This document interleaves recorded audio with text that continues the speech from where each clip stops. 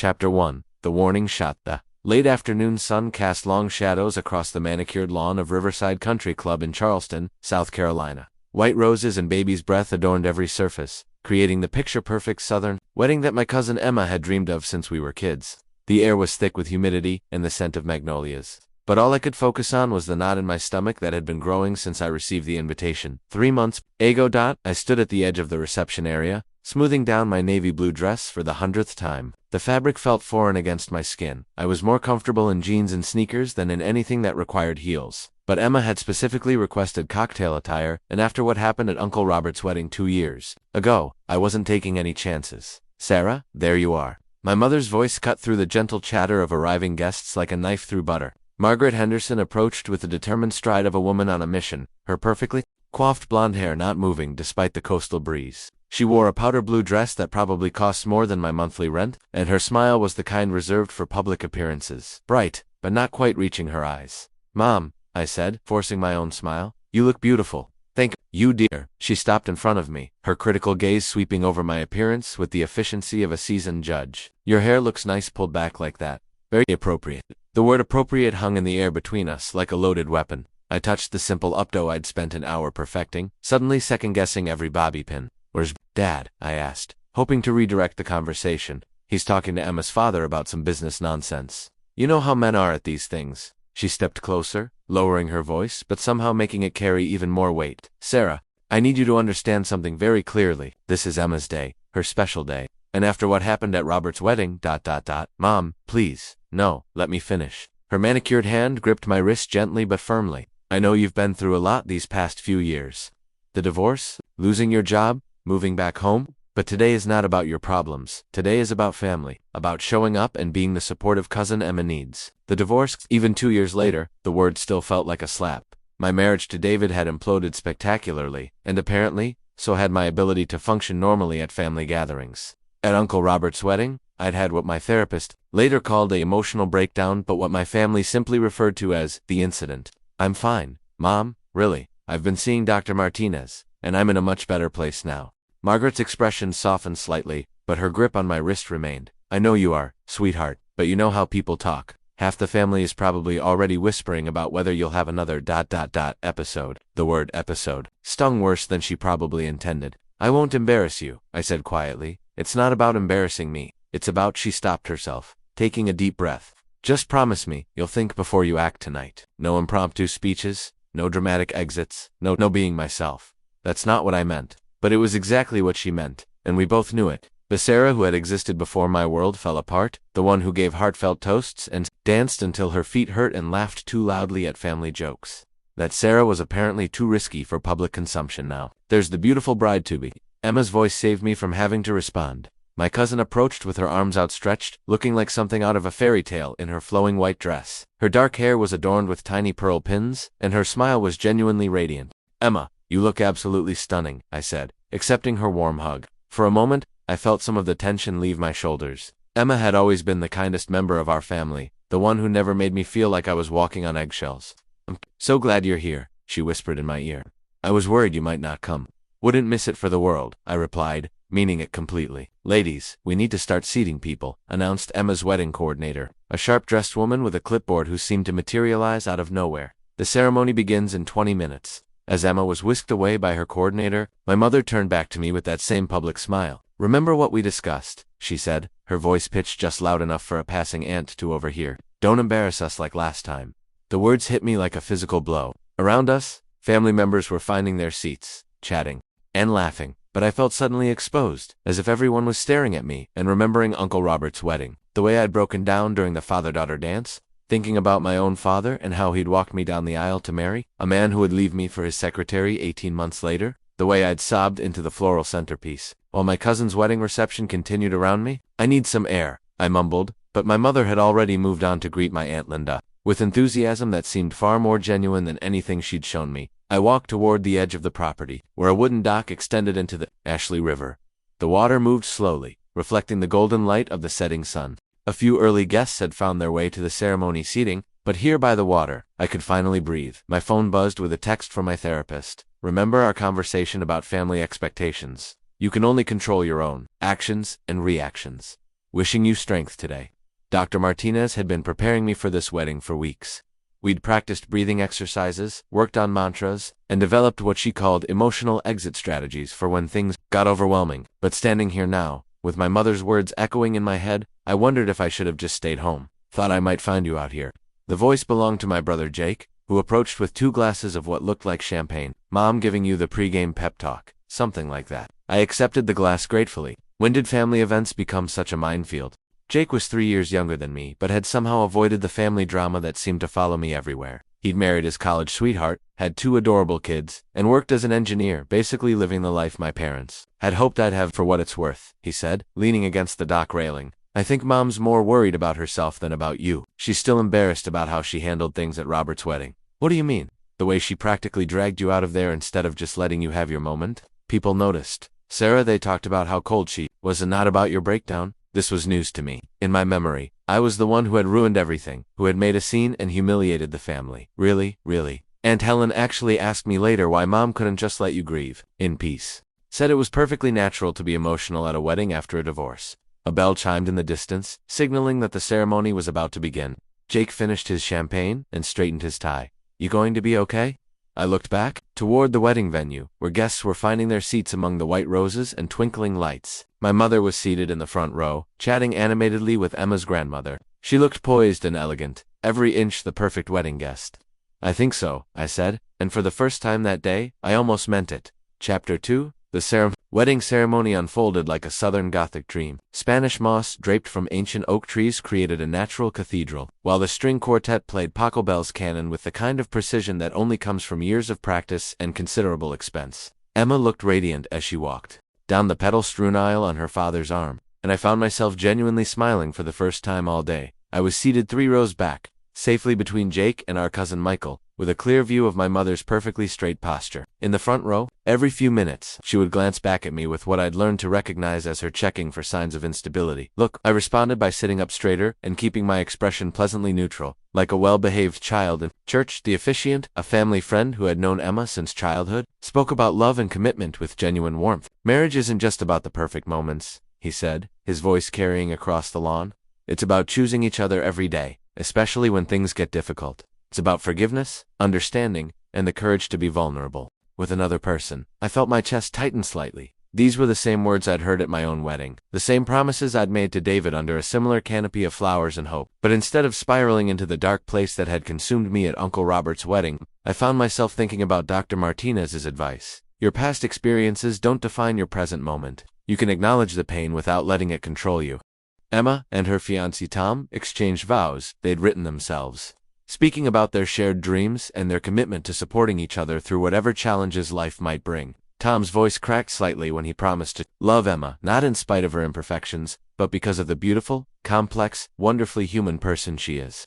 That's when I felt the tears start. Not the overwhelming, uncontrollable sobs that had characterized my breakdown 2 years ago, but gentle, cathartic tears of recognition. These were the words I'd needed to hear after my divorce. That being imperfect, being human, being broken in some places didn't make me unworthy of love. I wiped my eyes discreetly with the tissue I'd tucked into my clutch. Part of Dr. Martinez's preparation strategy. A few other guests were dabbing at their eyes too, I noticed. Wedding tears were normal, expected even. It was only when you sobbed into the flowers and had to be escorted out that people started to worry. You okay, Jake? Whispered. Actually, yes, I whispered back, and realized I meant it. When the ceremony concluded and Emma and Tom were pronounced husband and wife, the assembled guests erupted in applause and cheers. One clapped enthusiastically, genuinely happy for my cousin, as the wedding party processed back down the aisle. Emma caught my eye and gave me a radiant smile that felt like a warm hug from across the crowd. The cocktail hour was held on the club's veranda, overlooking the river. Paper lanterns had been strung between the columns, creating pools of warm light as the sun began to set. A jazz trio played softly in one corner while waiters circulated with trays of champagne and hors d'oeuvres. The atmosphere was elegant, but relaxed, exactly what Emma had wanted. I found myself in conversation with my cousin Lisa, who had driven down from Raleigh for the wedding. We hadn't talked much since my divorce, and I braced myself for the inevitable awkward questions. How are you doing, Sarah? Really doing? Lisa asked, and I was surprised by the genuine concern in her voice. Better, I said simply. It's been a long road, but I'm in therapy. I have a new job, and I'm starting to figure out who I am, outside of everything that happened. Good for you. Divorce is hell, even when it's the right decision. My sister went through it 3 years ago, and she said the hardest part was feeling like everyone was walking on eggshells around her. That's exactly it, I said, feeling a rush of relief at being understood. Everyone treats you like you're made of glass, like you might shatter at any moment. Well, for what it's worth, you look great. More like yourself than I've seen you in years. Before I could respond, my mother appeared at my elbow with the kind of smile that meant she had something to say and expected to be heard. Sarah, I'd like you to meet Tom's parents, Mr. and Mrs. Chen. They're from San Francisco. She turned to the elegantly dressed older couple beside her. This is my daughter Sarah. She works in marketing. I shook hands with Tom's parents, making polite conversation about their flight and their impressions of Charleston. They were warm and gracious, asking thoughtful questions about the city and the wedding venue. It was a perfectly normal interaction, but I could feel my mother monitoring every word, every gesture, ready to intervene if I said something inappropriate. Your daughter is delightful, Mrs. Chen said to my mother. Emma speaks of her so fondly. Thank you, my mother replied, and I caught a flash of something that might have been pride in her expression. Sarah has always been very close to Emma. As Tom's parents moved on to greet other guests, my mother and I found ourselves alone for a moment. The cocktail hour was winding down, and guests were beginning to filter into the reception hall. She said quietly, "That wasn't so hard, Mom. I'm not an invalid. I can handle a normal conversation. I know that. I just... She paused, looking out at the river where a few boats were passing by with their evening lights beginning to twinkle. I worry about you, after everything you've been through. For the first time all day, her voice held something other than anxiety or criticism. There was actual concern there, maybe even love. Though it was the complicated kind of love that came wrapped in expectations and conditions. I know you do, I said, but you have to let me prove that I'm okay. You can't protect me from life by treating me like I'm fragile. You are fragile though. We all are, in different ways. Then why do I have to be the only one who has to hide it? She didn't have an answer for that, and maybe that was an answer in itself. The dinner bell chimed, and we made our way into the reception hall, which had been transformed into something out of a magazine. Round tables draped in ivory linens were topped with towering arrangements of white hydrangeas and roses. Candles flickered everywhere, creating a warm, intimate atmosphere despite the room's impressive size. I found my assigned seat at a table, with other family members, strategically placed where my parents could keep an eye on me, but far enough from the head table that any potential drama wouldn't overshadow the bride and groom. It was both thoughtful and insulting, and I tried to focus on the thoughtful part. As the reception began with Emma and Tom's first dance to At Last by Etta James, I watched my cousin's face glow with happiness. She looked so confident, so sure of her choice and her future. I envied that certainty, but not in the bitter way I might have a year ago. Now it felt more like hope, that maybe someday I could feel that sure about something again too. The first course was served. In conversation, flowed easily around our table. I found myself laughing at my uncle's terrible jokes and sharing stories about Emma's childhood pranks. For stretches of time, I almost forgot about my mother's warning and the weight of family expectations.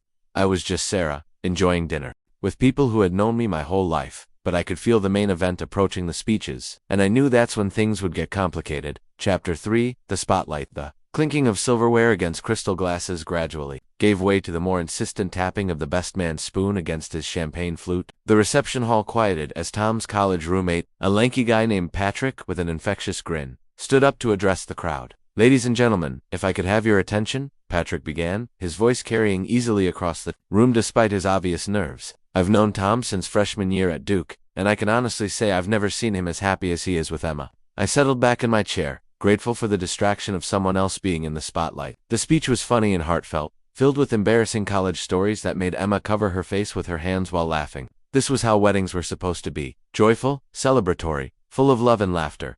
Next came Emma's maid of honor, her sister Claire, who had clearly inherited the family gift for public speaking. She told the story of how Emma and Tom met at a coffee shop, how Emma had immediately called her to gush about the gorgeous guy who helped me when I spilled my latte all over myself. "And Tom," Claire continued, raising her glass toward the head table, "you should know that Emma practiced asking you out in the mirror for 3 weeks before she finally got the courage to suggest that study date." The crowd awed appropriately, and I found myself genuinely smiling. These were the kinds of stories that made weddings special, the small, human moments that revealed how love actually worked in real life. But then Claire's expression grew more serious, and she looked directly at her sister. "Emma, you've always been the strongest person I know. You face challenges head-on, you support everyone around you, and you never let setbacks define you. You've taught me that it's okay to be vulnerable, that asking for help isn't weakness, and that sometimes the most courageous thing you can do is start over." The words hit me like a revelation. Claire wasn't just talking about Emma, she was talking about resilience, about the kind of strength it takes to rebuild after everything falls apart. I glanced around the table and saw several family members, nodding, their eyes bright with unshed tears. "So here's to Emma and Tom," Claire finished, raising her glass high. "May your love be a source of strength for each other. And may you always remember that the best marriages aren't the ones without problems, they're the ones where two people choose to face those problems together." The applause was thunderous, and I found myself clapping harder than I had all evening. As the noise died down, I became aware of a subtle shift in the room's energy. People were looking around expectantly, and I realized with growing dread that they were waiting for the traditional family speeches. Uncle Robert stood up. As the father of the bride's brother, an unofficial family patriarch, he launched into a rambling but affectionate speech about watching Emma grow up, about how proud he was of the woman she'd become. But even as he spoke, I could feel eyes turning toward our family table, toward me specifically. At Robert's wedding 2 years ago, I had been scheduled to give a speech. Emma had asked me to say something about family, about the bonds that hold us together through good times and bad. I had spent weeks preparing, writing, and rewriting, wanting to honor the occasion and my love for my family. But when the moment came, standing at the microphone with all those expectant faces looking up at me, I had completely fallen apart. Instead of the heartfelt speech I'd planned, I had broken down talking about my divorce, about feeling like a failure, about wondering if love was even real, or just something we told ourselves to make the pain bearable. The memory of that night still made me cringe. The way conversations had stopped, the way my father had gently taken the microphone from my hands, the way my mother had smiled tightly and suggested I might want to get some air, the way the reception had continued around my absence, as if nothing had happened, which somehow made it worse. Now, as Uncle Robert finished his speech and sat down to polite applause, I could sense the question hanging in the air. Would Sarah speak this time? Could she be trusted with a microphone and a captive audience? I glanced at my mother, who was watching me with barely concealed anxiety. Her message was clear. Please don't. Please just let this evening pass without incident. Please don't make this about you again. But then Emma herself stood up, and the room quieted respectfully. Brides didn't usually give speeches, but Emma had always done things her own way. "I know this isn't traditional," she began, her voice clear and confident, "but I wanted to say something to all of you tonight. When Tom and I were planning this wedding, we talked a lot about what we wanted this day to represent. We wanted it to be a celebration not just of our love, but of all the love that surrounds us." She paused, her eyes scanning the room until they found mine. "That includes love that's complicated sometimes. Love that comes with worry and protection, and maybe too many opinions about what's best for each other." A few people chuckled knowingly. Every family had those dynamics, but it also includes love that's brave enough to be vulnerable. Love that shows up even when it's hard. Love that says, "I'm here. I'm imperfect, but I'm here." My throat tightened. Was she talking about me? 2 years ago at my uncle's wedding, someone I loved very much was going through an incredibly difficult time, and instead of pretending everything was fine, instead of putting on a perfect facade, she was honest about her pain. She showed us what real courage looks like. The room was completely silent now. I could feel my mother's shocked gaze, could sense the subtle shift as people realized who Emma was talking about. "Sarah," Emma said, looking directly at me now, "your honesty that night, your willingness to be real about struggle and loss and the meannesses of being human, that taught me something important about love. It taught me that the people worth loving aren't the ones who never fall apart. They're the ones who fall apart and then do the hard work of putting themselves back together." Tears were flowing freely down my cheeks now, but I didn't care. Around me, I could see other family members dabbing at their eyes, nodding and understanding. "So thank you," Emma continued, "for showing me that it's okay to not be perfect. That real love, whether it's family love or romantic love, isn't about maintaining some impossible standard. It's about showing up authentically, even when that's scary." She raised her glass toward me specifically. "Here's to the courage to be real, to the strength it takes to rebuild, and to the family that loves us through all of it." The applause that followed was different from the polite reception that had greeted the other speeches. This felt personal, meaningful, like a collective exhale of relief. People weren't just clapping for Emma's words, they were acknowledging something true about the human experience, about the way love actually works when it's not being performed for social media or family expectations. I stood up, raising my own glass toward Emma, unable to speak but hoping my expression conveyed everything I couldn't say. Around me, the rest of the family followed suit, including my mother, who was crying openly now. As the applause died down and the evening moved into the dancing portion of the reception, I felt something shift inside me. Not the dramatic, movie kind of change, but something quieter and more lasting. For the first time in 2 years, I didn't feel like I was carrying shame around like a heavy coat. I felt forgiven. Not just by my family, but by myself. The band struck up the first song, and couples began moving toward the dance floor. I remained at my table, watching Emma and Tom sway together to The Way You Look Tonight, finally understanding what Dr. Martinez had been trying to tell me for months. Healing isn't about becoming perfect, it's about becoming whole. Chapter 4. The reception hall had transformed once again as the formal dinner gave way to celebration. The lights had been dimmed, candles flickered on every surface, and the band had replaced the string quartet with a much more dance energy. Couples of all ages filled the floor, from Emma's grandparents moving slowly to a gentle waltz to her teenage cousins, attempting some sort of complicated choreography they'd clearly learned from TikTok. I stood at the edge of the dance floor, swaying slightly to the music, feeling lighter than I had in months. Emma's speech had shifted something fundamental in the room's atmosphere, not just toward me, but in the way everyone seemed to be relating to each other. Conversations looked more genuine, laughter came easier, and the artificial politeness that often characterized family gatherings had given way to something more authentic.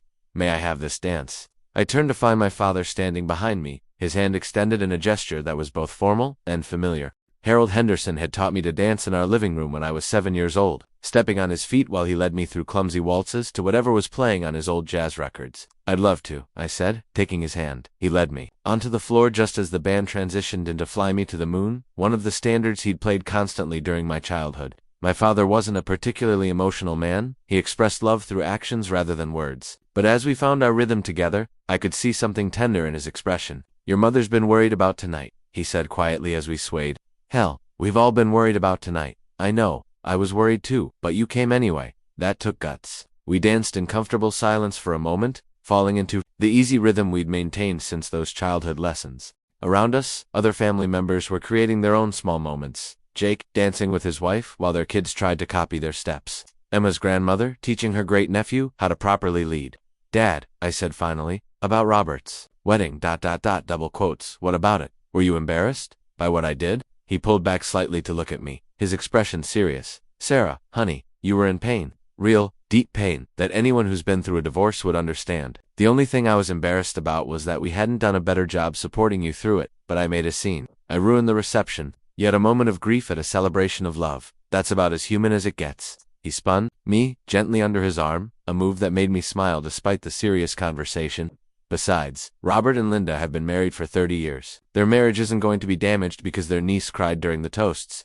As the song ended, my father kissed my forehead gently. "I'm proud of you for being here tonight, for doing the work to get healthy, for not letting one bad moment define you." Before I could respond, he was replaced by Jake, who swept me into an exaggerated tango that made me laugh out loud. "Show off," I accused, but I followed his lead, grateful for his ability to shift the mood when things got too heavy. "Mom's been watching you all night," he said as he dipped me dramatically. "She's been holding her breath, waiting for something to go wrong. And I think she's starting to realize that maybe she's been more worried about her own anxiety than about your actual well-being." I glanced toward our family table, where my mother sat with my Aunt Linda, both of them watching the dancers with what looked like genuine enjoyment rather than vigilant concern. "Think there's hope for us?" I asked. "There's always hope, but it might require some honest conversations about what actually happened 2 years ago versus what everyone thinks happened." The band transitioned into something more upbeat, and Jake was claimed by his wife for what looked like an attempt at swing dancing. I made my way back to the table, planning to sit out a few songs and simply enjoy watching the celebration unfold. But as I approached, I found my mother standing alone, looking uncharacteristically uncertain. The other family members had either joined the dancing or migrated to the bar, leaving her holding her clutch purse and looking like she wasn't sure what to do with herself. "Would you like to get some air?" I asked impulsively. "It's getting pretty warm in here." She nodded, and we made our way out onto the veranda, where the night air was significantly cooler and scented with jasmine from the club's gardens. Sounds of the reception continued behind us, but mute, creating a bubble of relative quiet. We stood at the railing, looking out at the river where boats moved slowly past, their lights reflecting on the dark water. For several minutes, neither of us spoke, and I found myself surprisingly comfortable with the silence. Emma's speech was ... My mother began, then stopped. Unexpected. "Beautiful," she said firmly, "and probably overdue." I looked at her in surprise. This wasn't the response I'd been anticipating. "I've been thinking about that night at Robert's wedding," she continued. "About how I handled things. About what I said to you earlier today." "Mom, you don't have to." "Yes, I do." She turned to face me fully, and in the soft light from the veranda, she looked older than I'd noticed before, but also somehow more genuine. "I was so focused on protecting the family from embarrassment that I forgot to protect you from your own pain. That wasn't fair." The admission hung between us like a bridge we'd both been afraid to cross. "I was embarrassing though," I said quietly. "I did make a scene. You were grieving. There's a difference." She paused, choosing her words carefully. "I think I was so afraid of your pain because it reminded me of my own fears. About marriage, about what happens when love fails, about whether any of us really know what we're doing." This was the most honest conversation we'd had in years, maybe ever. My mother wasn't given to moments of vulnerability, and I found myself holding my breath, afraid that any wrong move might cause her to retreat back into her usual careful composure. When your father and I got married, she continued, I thought, love was about maintaining perfection, about being the right kind of wife, having the right kind of family, presenting the right kind of image to the world. It took me years to understand that real love is messier than that. You and Dad seem pretty perfect to me, she laughed, a sound that held more sadness than humor. We've had our struggles. Believe me, we just got very good at keeping them private. Maybe too good. Behind us, the band launched into What a Wonderful World, and through the open doors, we could see Emma and Tom slow dancing, completely absorbed in each other. Other couples joined them, creating a scene that was both romantic and deeply familiar. I don't want you to think you have to hide your struggles from us, my mother said, and I don't want you to think that having struggles makes you less worthy of love or family or belonging, even if I cry at weddings, especially if you cry at weddings. That means you still believe in love enough for it to hurt when it doesn't work out. We stood together in comfortable silence, watching the river and listening to the music drift out from the reception. I thought about all the conversations we hadn't had over the past 2 years, all the assumptions we'd made about each other's feelings and motivations. Do you want to go back in? My mother asked eventually. They're probably getting ready to cut the cake. In a minute, I said. This is nice. Just being here with you without either of us worrying about what might go wrong. She smiled, and, for the first time all day, it reached her eyes completely. Yes, it is. When we finally returned to the reception, the evening was reaching its crescendo. Emma and Tom were indeed cutting their cake, a elegant 3-tiered confection decorated with sugar flowers that matched her bouquet. The photographer captured their playful attempt to feed each other without making too much of a mess, and the crowd cheered when Tom gallantly wiped frosting from Emma's cheek. As the cake was being served and the evening began its gentle wind down, I found myself surrounded by family members who seemed to be seeing me clearly for the first time in years. Conversations flowed naturally, without the careful editing that had characterized our interactions since my divorce. Aunt Linda asked about my new job, with genuine interest rather than careful concern. My teenage cousin wanted to hear about living in the city. Uncle Robert thanked me for coming and said he was glad to see me looking so well. You know, Emma said, appearing at my elbow with 2 pieces of cake.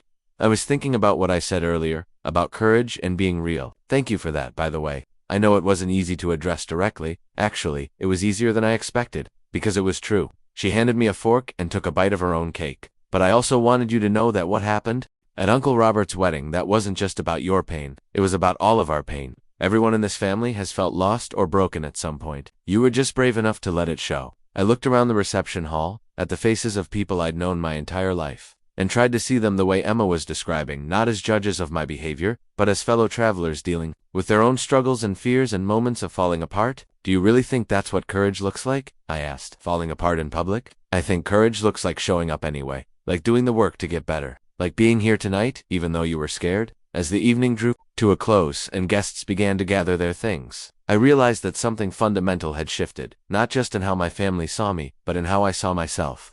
I wasn't the family embarrassment, the cautionary tale, the one who couldn't be trusted with public events. I was just Sarah, imperfect and human, and loved anyway. The last dance was announced, and couples began filtering back onto the floor for one final slow song. I stood with my parents and Jake and his family, watching Emma and Tom sway together to At Last, their faces glowing with happiness and exhaustion and the particular satisfaction that comes from a day that exceeded all expectations. It was a beautiful wedding, my mother said, and I could tell she meant it completely. Yes, I agreed. It really was. And for the first time in 2 years, when I said those words, I wasn't just talking about the flowers or the food or the perfect weather. I was talking about the whole messy, beautiful, complicated experience of showing up for love. Both the romantic kind being celebrated and the family kind that holds us together through everything else. As we gathered our things and prepared to leave, Emma caught my hand and squeezed it tight. Thank you for being here, for being you, for reminding all of us that love isn't about being perfect. Thank you for seeing me, I replied, as we walked toward the parking lot. The night air cool against our skin and the sounds of the reception finally fading behind us, I felt something I hadn't experienced in a long time. Genuine peace. Not the fragile, carefully constructed peace that comes from avoiding difficult situations, but the deeper kind that comes from facing them and discovering you're stronger than you thought. My mother walked beside me, her earlier anxiety replaced by something that looked remarkably like contentment. Sarah, she said as we reached our cars, would you like to have lunch tomorrow? Just the 2 of us. I'd like that very much, I said, and meant it completely. As I drove home through the quiet Charleston streets, past the historic houses with their wraparound porches and the ancient oak trees draped in Spanish moss, I thought about Dr. Martinez and what I would tell her at our next session, that I had survived not just the wedding, but the weight of family expectations and my own fears about who I was in the aftermath of my divorce. But more than that, I had discovered something that no amount of therapy had been able to teach me, that healing isn't a destination you arrive at, but a continuous process of choosing to show up authentically, even when it's scary, especially when it's scary. The next morning, I would wake up in my small apartment above the bookstore where I now worked, make coffee in the kitchen that was finally starting to feel like home, and get ready for lunch with my mother. We would talk, really talk about the past 2 years. About expectations and disappointments and the difference between protecting someone and controlling them. And sometime in the weeks that followed, I would get a text from Emma with photos from the wedding. In one of them, taken during the dancing portion of the evening, I would see myself laughing at something Jake had said, my face open and genuinely happy. It would take me a moment to recognize the woman in the photo as myself, not because I looked different, but because I looked like someone who belonged there. Someone who was part of the celebration rather than a potential threat to it. But all of that was still to come. For now, there was just the drive home through the sleeping city, the satisfaction of a difficult day navigated successfully, and the quiet knowledge that sometimes the most courageous thing you can do is simply refuse to let shame define your story. At the wedding, my mom had said loudly, "Don't embarrass us like last time." But what I finally understood, sitting in my car in the driveway of my new life, was that the real embarrassment hadn't been my breakdown 2 years ago. It had been the way we'd all pretended that pain wasn't a normal part of the human experience, that love came with conditions, that vulnerability was something to be hidden rather than honored. Emma's wedding had taught all of us something important, that the people worth celebrating aren't the ones who never fall apart. They're the ones who fall apart and then do the hard, brave work of putting themselves back together. And sometimes, if you're very lucky, they do that work surrounded by family who learns to love them, not in spite of their imperfections, but because of their courage to be beautifully, authentically human. I turned off the car and sat for a moment in the quiet darkness, feeling grateful for second chances, for honest conversations, and for the kind of love that shows up even when it's complicated, especially when it's complicated. Tomorrow would bring new challenges, new opportunities to practice the skills Dr. Martinez had taught me, new chances to choose authenticity over perfection. But tonight, I was simply Sarah Henderson, beloved daughter and cousin and sister, who had learned that sometimes the most radical act is refusing to be ashamed of your own story, and that was more than enough.